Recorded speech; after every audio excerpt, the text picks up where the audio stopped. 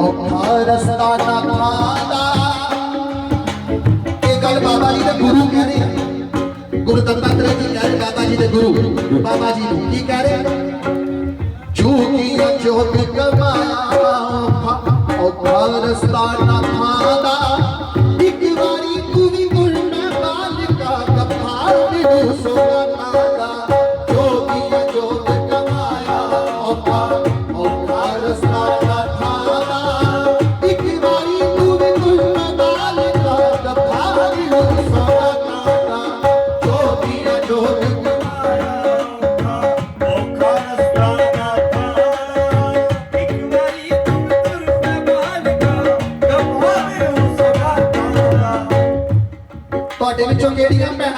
फेरी भरदियां कोशिश करदियां कि असं जरूर जाना फेरी ते कोशिश दोनों हाथ उच्चे करो, कहो जय बाबे जी, हाथ नीचे करो।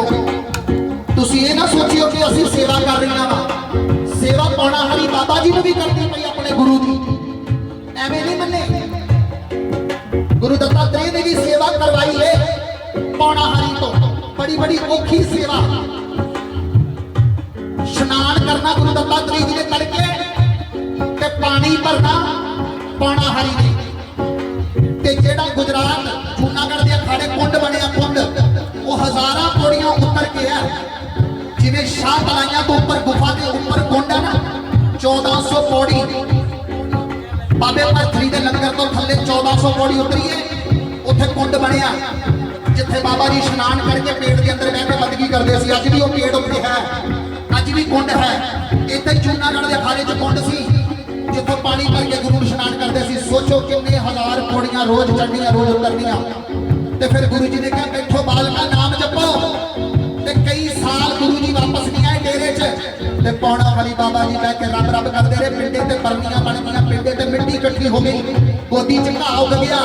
जिदन गुरु दत्तात्रेय जी ने आके मोटा हिलाया, उदन बाबा जी कहते हाँ जी गुरु जी, कहते पुत्र खड़ा हो। उदो बाबा जी खड़े होए।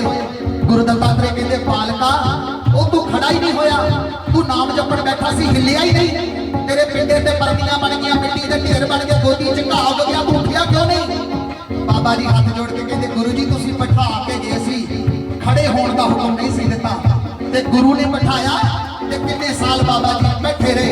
फिर किते जाके गुरु राजी होया, रब राजी होया। जे किते फेरियां भरते भरते दिल में शंका पैदा होवे कि असीं इन्नियां फेरियां भर लियां, बाबा मन्नेगा कि नहीं मन्नेगा। जे पौना हारी ने इबादत कर करके गुरु मना लिया, ते तू पौना हारी की इबादत कर, मेरा बाबा तेरे भी कार्य संपूर्ण करेगा, तेरा भी कहना मनेगा, तेरे भी घरे तेरा लाएगा, तेरे भी आंखें लगेगा।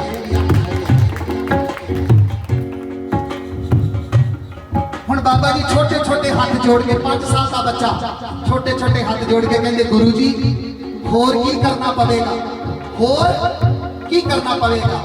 ते पता गुरु जी की कहते, बाबा जी गुरु जी कह रहे, बाबा जी सिखर दोपहरे नंगे पिंडे। बाबा जी ते तक देखो कपड़ा लंगोट। गुरु जी सारी सारी दिहाड़ी धुप्पे बैठा देंदे सी बाबा जी ने। देखो सिखर दोपहरे नंगे पिंडे, ध्यान लगाने पैंदे आ, ध्यान लगाने पैंदे आ, ध्यान लगाने पैंदे आ। ज्योति भाजी बिल्कुल सच गल है। गुरु दत्तात्रेय जी सिखर सिखर दोपहरे बाबा जी को जंगलों च कल्ले पा दिंदे सी नंगे पिंडे, सिखर दोपहरे। ते जदों बाबा जी ने कहा गुरु जी राती सो सकदा मैं, छोटे जे सी 5 साल से जूनागढ़ के खाड़े चले गए। कहते गुरु जी राती सो जावा, कहते राती जरूरी काम करना। बाबा जी कहते राती की करना? गुरु जी कहते सिखर दोपहरे नंगे पिंडे, ध्यान लगाने पैंदे आ, ध्यान लगाने पैंदे आ, ध्यान लगाने पैंदे आ। विच शमशाना अद्धी राती नाद बजाने पैंदे आ, नाद बजाने पैंदे आ, नाद बजाने पैंदे आ। किन्नू किन्नू समझ लग रहा बाबा जी ने गुरु दियां गल्लां है। तैनूं शुभम ने हुक्म कर दिता, मैं तद सुना रहा। सिखर एवें नहीं मत्था टेकदा, ਅੱਜ ਦਿਲਬਾਗ ਨਗਰ ਚ ਸਾਰੀ ਦੁਨੀਆ ਮੱਥਾ ਟੇਕਣ ਪਹੁੰਚਦੀ, ਦੂਰੋਂ ਦੂਰੋਂ ਕਿਉਂ ਪਹੁੰਚਦੇ ਆ? ਐਵੇਂ ਨਹੀਂ ਪਹੁੰਚਦਾ ਕੋਈ। ਬਾਬਾ ਬਾਲਕ ਨਾਥ ਜੀ ਦਾ ਮੇਲਾ ਇੱਕ ਐਸਾ ਮੇਲਾ ਹੈ ਪੂਰੀ ਸ੍ਰਿਸ਼ਟੀ ਚ ਜਿਹੜਾ 1 ਮਹੀਨੇ 24 ਘੰਟੇ ਚੱਲਦਾ। ਨਹੀਂ ਕਿਸੇ ਦਾ ਮੇਲਾ 2 ਦਿਨ ਦਾ, ਕਿਸੇ ਦਾ ਮੇਲਾ 4 ਦਿਨ ਦਾ, ਕਿਸੇ ਦਾ ਮੇਲਾ 5 ਦਿਨ ਦਾ। ਇਹ ਪੌਣਾ ਹਰੀ ਸ਼ਹਿਨशाह ਜਿਹਦਾ ਮੇਲਾ ਸਾਰਾ ਮਹੀਨਾ 24 ਘੰਟੇ ਚੱਲਦਾ। ਐਵੇਂ ਦੀ ਦੁਨੀਆ ਮੰਨਦੀ, ਪਰ ਪਹਿਲਾਂ ਗੁਰੂ ਕਿਵੇਂ ਮੰਨਿਆ ਵੇਖੋ। ਬਾਬਾ ਜੀ ਉਹਨਾਂ ਦੇ ਗੁਰੂ ਕਹਿੰਦੇ ਸੁਣ ਸਿਖਰ ਦੁਪਹਿਰੇ ਨੰਗੇ ਪਿੰਡੇ ਧਿਆਨ ਲਗਾਉਣੇ ਪੈਂਦੇ ਆ ਵਿੱਚ ਸ਼ਮਸ਼ਾਨਾ ਅੱਧੀ ਰਾਤੀ ਨਾਦ ਵਜਾਉਣੇ ਪੈਂਦੇ ਆ। ਵਜਾਉਣੇ ਪੈਂਦੇ ਆ, ਨਾਦ ਵਜਾਉਣੇ ਪੈਂਦੇ ਆ। ਬਾਬਾ ਜੀ ਕਹਿੰਦੇ ਫਿਰ ਸੋਣਾ ਨਹੀਂ, ਸੋਣਾ ਕਿਦੋਂ ਹੈ? ਤੇ ਪਤਾ ਗੁਰੂ ਜੀ ਕੀ ਕਹਿੰਦੇ? ਗਰਮੀ ਸਰਦੀ ਤਨ ਤੇ ਝੱਲਦੇ, ਤਨ ਤੇ ਚੱਲਦੇ। ਗਰਮੀ ਸਰਦੀ ਤਨ ਤੇ ਝੱਲਦੇ, ਗਰਮੀ ਸਰਦੀ ਤਨ ਤੇ ਚੱਲਦੇ। ਪਾਲਾ ਝੱਲਦੇ ਰਾਤਾਂ ਦਾ। ਪਾਲਾ ਕਈ ਬੱਚੇ ਇੱਥੇ ਨਹੀਂ ਪਤਾ ਹੋਣਾ, ਪਾਲਾ ਪਾਲਾ ਕਹਿੰਦੇ ਨੇ ਧੁੰਦ ਨੂੰ, ਧੁੰਦ ਨੂੰ ਕਹਿੰਦੇ ਨੇ ਪਾਲਾ। ਤੇ ਬਾਬਾ ਜੀ ਦਾ ਗੁਰੂ ਕਹਿੰਦੇ ਗਰਮੀ ਸਰਦੀ ਤਨ ਤੇ ਝੱਲਦੇ, ਪਾਲਾ ਝੱਲਦੇ ਰਾਤਾਂ ਦਾ। ਇੱਕ ਵਾਰੀ ਤੂੰ ਵੀ ਤੁਰ ਮੈਂ ਬਾਲਿਕਾ ਗੱਫਾ ਮਿਲੂ ਸੋਨਾ ਦਾ। ਜੋਗੀਆ ਜੋਗੀ ਤੁਹਾਰਾ ਔਖਾ ਔਖਾ ਰਸਤਾ ਨਕਾਦਾ। ਇੱਕ ਵਾਰੀ ਤੂੰ ਵੀ ਤੁਰ ਮੈਂ ਬਾਲਿਕਾ ਗੱਫਾ ਮਿਲੂ ਸੋਨਾ ਦਾ। ਜੋਗੀਆ ਜੋਗ ਤੁਹਾਰਾ ਔਖਾ। ਤਾੜੀ ਲਾ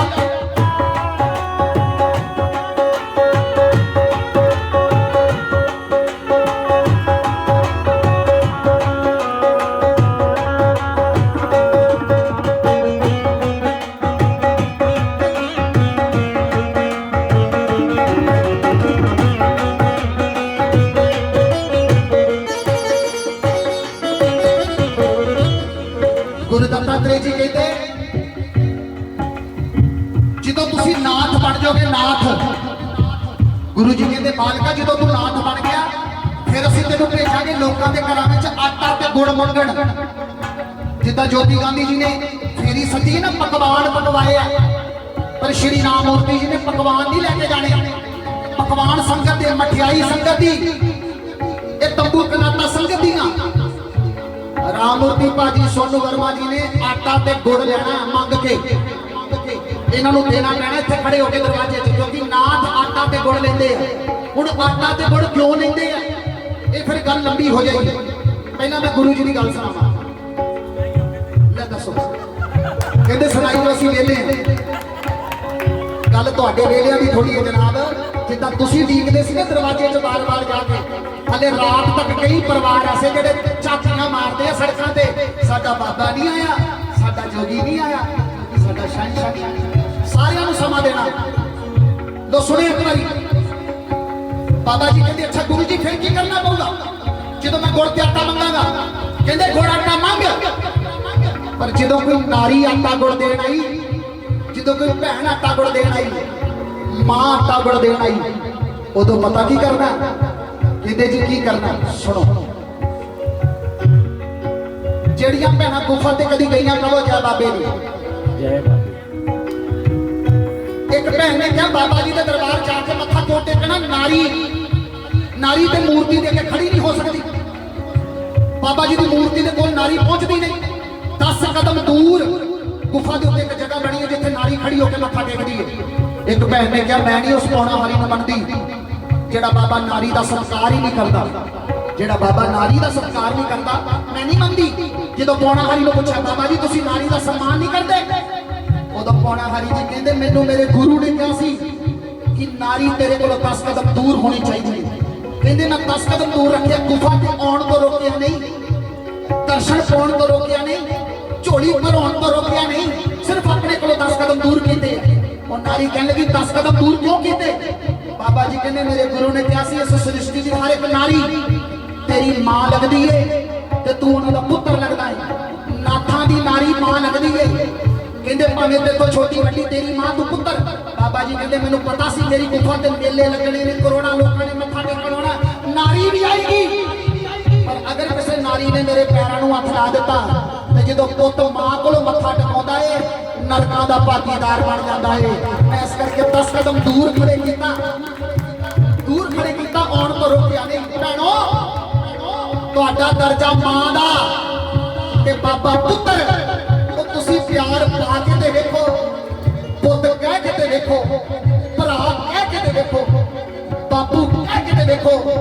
ਜੇ ਤੁਹਾਡੇ ਸਕੇ ਰਿਸ਼ਤੇ ਜਿਸ ਜਗ੍ਹਾ ਤੇ ਮੂੰਹ ਮੋੜ ਲੈਂਦੇ ਆ, ਉੱਥੇ ਮੇਰਾ ਸ਼ਹਿਨशाह ਆ ਕੇ ਖੜਾ ਹੋ ਜਾਂਦਾ, ਉੱਥੇ ਮੇਰਾ ਪੀਰ ਆ ਕੇ ਖੜਾ ਹੋ ਜਾਂਦਾ, ਉੱਥੇ ਮੇਰਾ ਯਾਰ ਆ ਕੇ ਖੜਾ ਹੋ ਜਾਂਦਾ।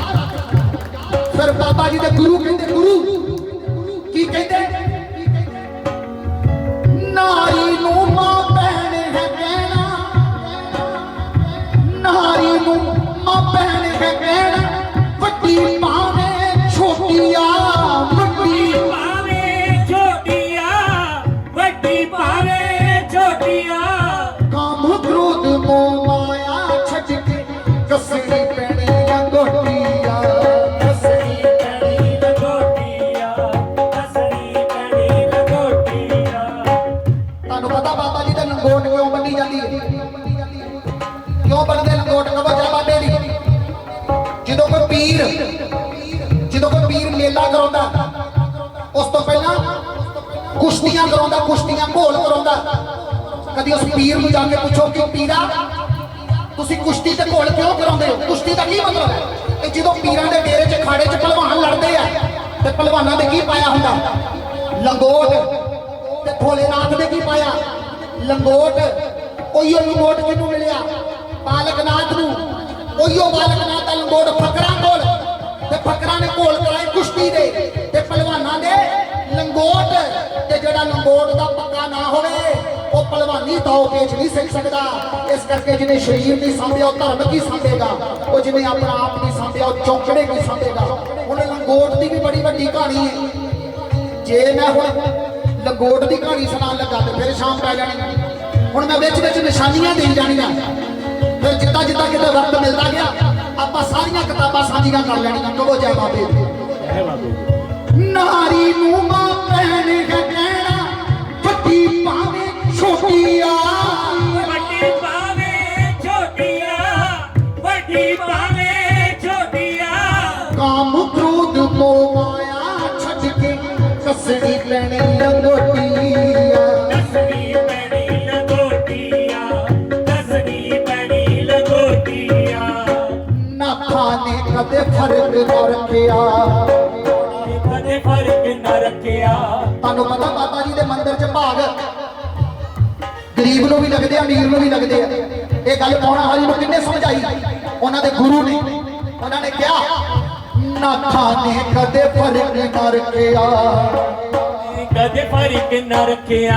ਜੱਗ ਵਿੱਚ ਸਾਥਾਂ ਪਤਾਂ ਦਾ, ਜੱਗ ਵਿੱਚ ਸਾਥਾਂ ਪਤਾਂ ਦਾ, ਇੱਕ ਵਾਰੀ ਤੂੰ ਵੀ ਤੁਰਦਾ ਬਾਲਕਾ ਕੱਪਾ ਮੈਨੂੰ ਸੋਇਆ ਕਾਂਦਾ, ਜੋਗੀਆ ਜੋਗ ਤਮਾਇਆ ਉਹ ਰਸਤਾ ਨਾਦਾ, ਇੱਕ ਵਾਰੀ ਤੂੰ ਵੀ ਤੁਰਦਾ ਜੋਗੀਆ ਕੱਪਾ ਮੈਨੂੰ ਸੋਇਆ ਕਾਂਦਾ, ਜੋਗੀਆ ਜੋਗ ਕਮਾਇਆ ਉਹ ਰਸਤਾ ਨਾਦਾ।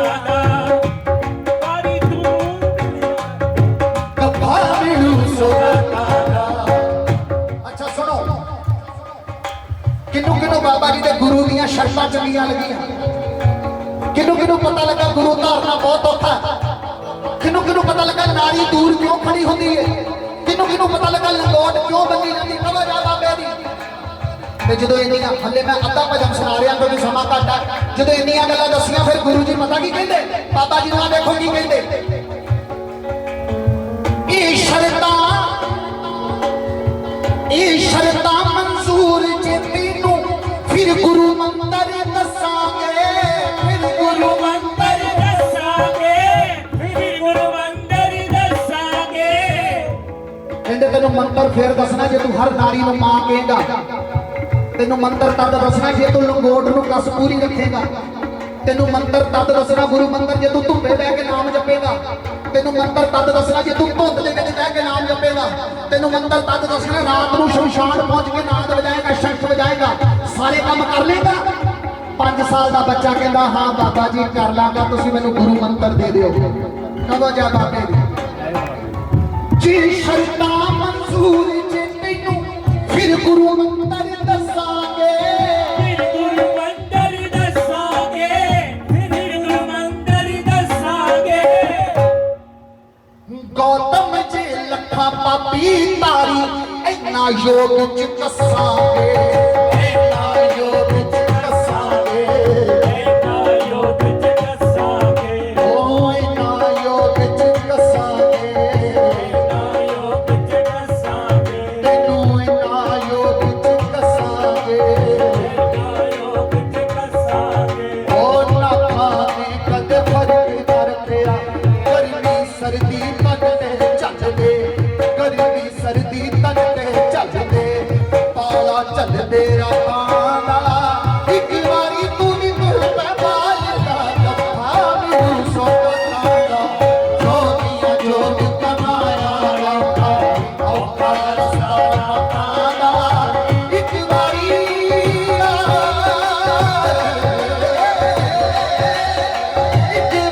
ਤੂੰ ਵੀ ਮੁਰਦਾ ਬਾਲ ਦਾ ਗੱਫਾ ਮੈਨੂੰ ਸੋਤਾ ਜੋਗੀਆਂ ਜੋਗ ਕਮਾਇਆ ਓ ਜੋਗੀਆਂ ਜੋਗ ਕਮਾਇਆ ਜੋਗੀਆਂ ਜੋਗ ਕਮਾਇਆ ਜੋਗੀਆਂ ਜੋਗ ਕਮਾਇਆ ਜੋਗੀਆਂ ਜੋਗ ਕਮਾਇਆ